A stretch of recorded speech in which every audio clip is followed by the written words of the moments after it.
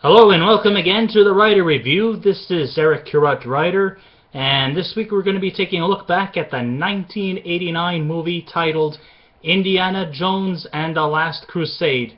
Now, Indiana Jones and the Last Crusade is an American adventure film that runs for 2 hours and 7 minutes long. It is directed, of course, by Steven Spielberg. It is produced by George Lucas and Robert Watts. It is based on the story by George Lucas and Menno Meyjes. The script was written by Jeffrey Boehm and Tom Stoppard. The score was done by John Williams. The cinematography by Douglas Slocum. And Michael Kahn is the editor. And the stars of the movie are Harrison Ford, Sean Connery, Alison, Doody, Julian Glover, Denholm, Elliott of the late River Phoenix, John-Rys Davis, and Michael Byrne. Now, the story of the movie goes a little something like this. The opening scenes take place in 1912 as a young Indiana Jones and his Boy Scout troop are out in, I guess you could say, in a mountainous area somewhere in Arizona. Probably might be the Grand Canyons. Anyhow, a young Indiana Jones played by River Phoenix. He was roughly about 13 years old, even though I know River Phoenix was probably a little older at the time. He abandons his Boy Scout troop and goes into some hidden cavern where a bunch of jewel thieves are stealing a precious cross that once belonged to the Coronados. Now, Indiana Jones does not take this very lightly, believing that this cross of the Coronado doesn't belong in the hands of these jewel thieves, but it belongs in a museum. So Indy steals the cross, puts it in his pocket, and this leads to him on a chase with the jewel thieves, which eventually leads them to a circus train. And of course, Indiana Jones does his usual bit, escaping from danger, till finally he was able to head home to tell his father the news.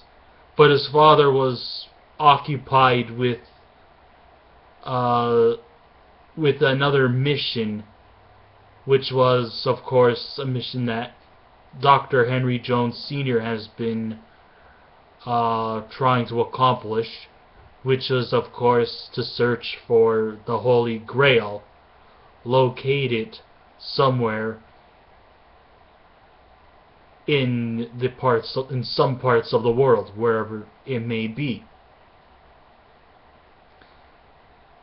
So then, eventually, the sheriffs show up and demanded that Indy gives back the cross.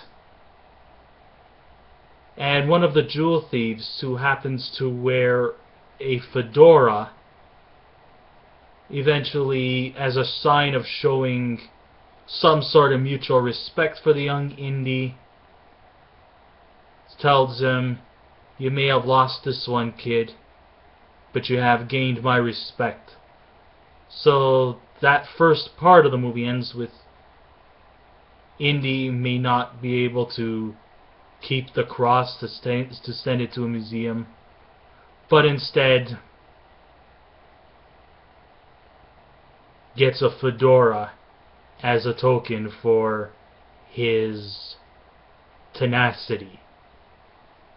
Cut to 20 years later, after Indiana Jones is finished teaching his archaeology students that the field of archaeology is not based on theory but on fact.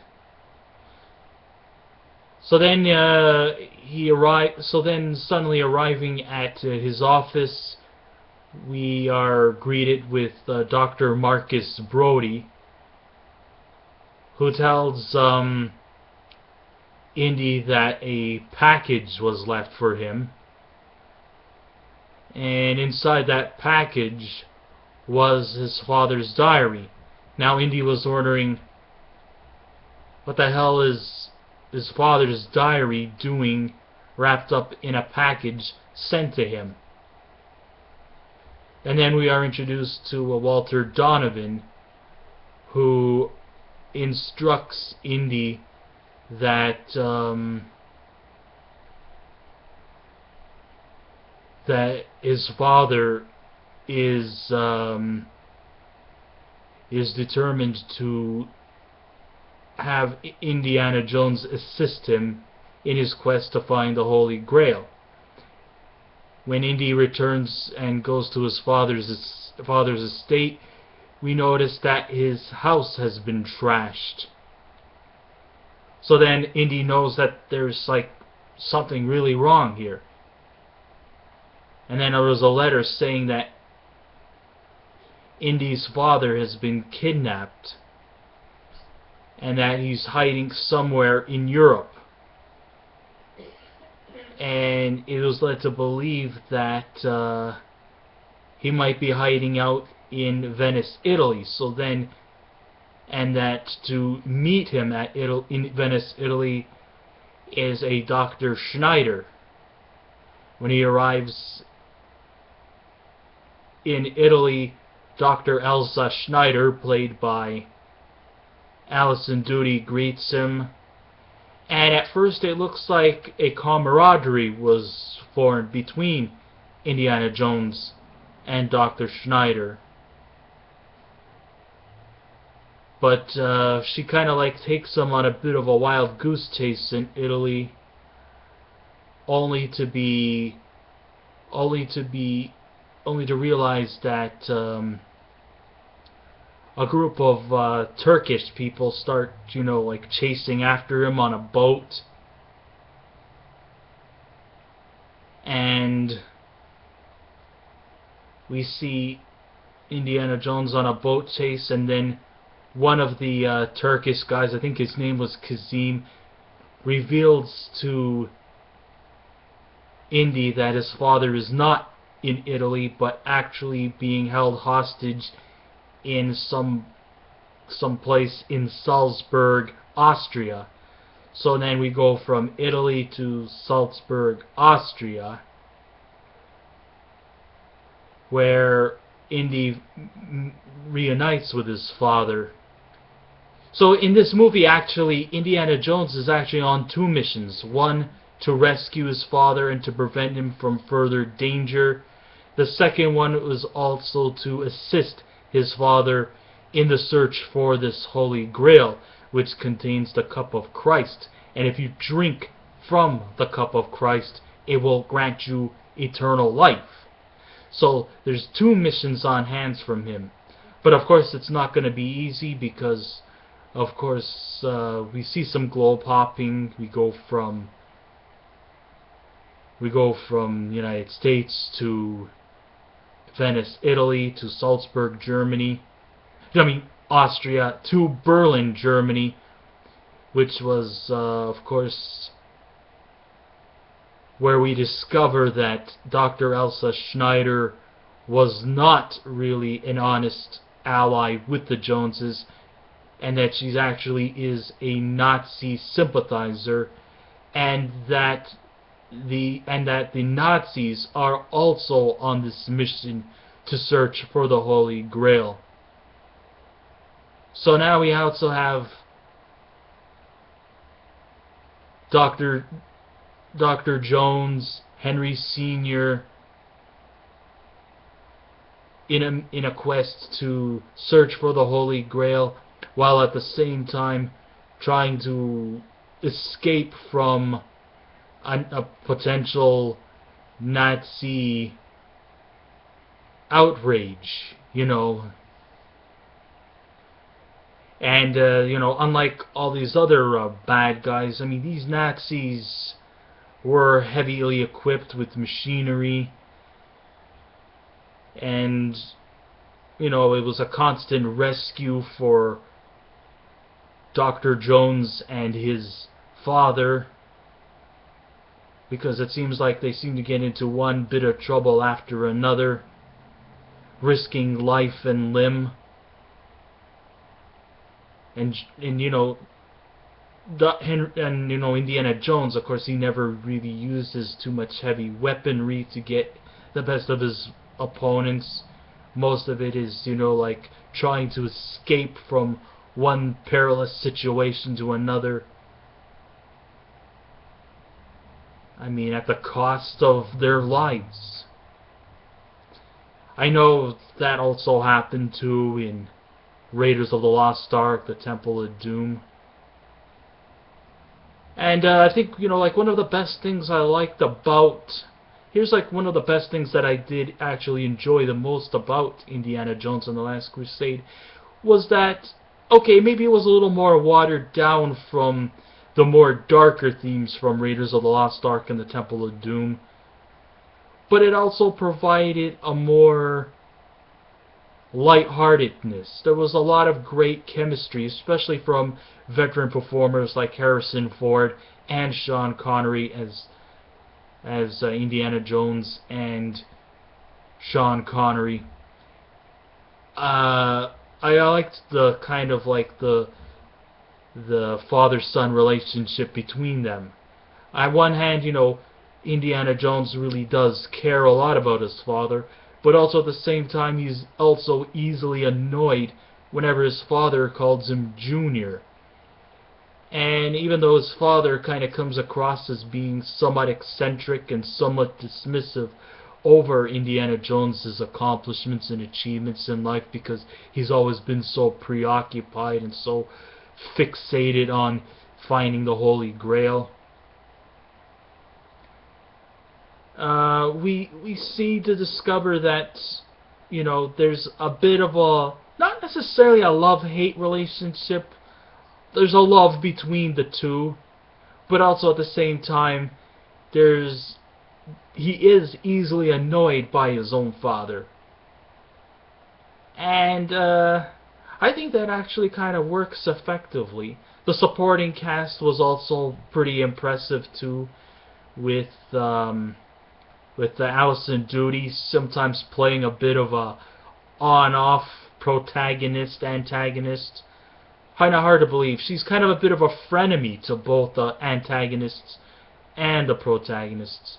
On the one hand, you know, she's a Nazi sympathizer who also is somewhat fixated on going after the Holy Grail, but it wasn't for a feeling of accomplishment, but more for a feeling of greed. Whereas Indiana Jones and Henry Sr. are both, you know, in it for a mission that they were longing for many, many years. And eventually they did find the Holy Grail. I mean, it was located in Turkey. I mean, you know, you had to go through like some kind of a catacomb which opened up to like kind of a rock bridge. And one of the more effective scenes is where he meets the knight. So there was a lot of good stuff there too. The music by John Williams was excellent. The cinematography by Douglas Slocum was really, really up there. And I liked the fact that they had a more light comedy touch in this movie compared to the more darker themes from Raiders of the Lost Ark and the Temple of Doom. And even the supporting cast also turned in some great performances. Denholm Elliott as Dr. Marcus Brody was a great protagonist and ally, kind of a little bit of a sidekick to the Joneses. Julian Glover as Mr. Walter Donovan. He was a great bad guy. I mean, who kind of like led them into this mission, while at the same time was a Nazi sympathizer and a turncoat. Michael Byrne as Colonel Ernest Vogel was just bad to the bone, especially that tank. That tank, my God, what a monstrosity that was. I mean, if that can't kill you, I don't know what could. I mean, that was probably one of the most deadliest machines I've ever seen in cinematic history. Everything seemed to work out quite well in this adventure, and I thought this was actually one of the best of the series. You know, it was fun to watch. It wasn't as dark as the other two, and it wasn't as corny as Kingdom of the Crystal Skull was. This one was the definitive Indiana Jones movie. And if I was to give this movie a score out of 10, it's gotta be a 9.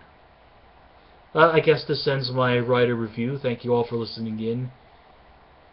This is actually one of those rare occasions where I didn't really have to look at a script to do my review. I actually ad-libbed. I succeeded in ad-libbing this time. So, you know, if you want to leave a comment, feel free to do so. If you want to subscribe to my channel, by all means. Remember, be kind, be courteous, don't be rude. And, I will be back again soon with another review. So until next time, this is Eric Correct Rider saying, keep watching those movies, and I'll see you around. Goodbye.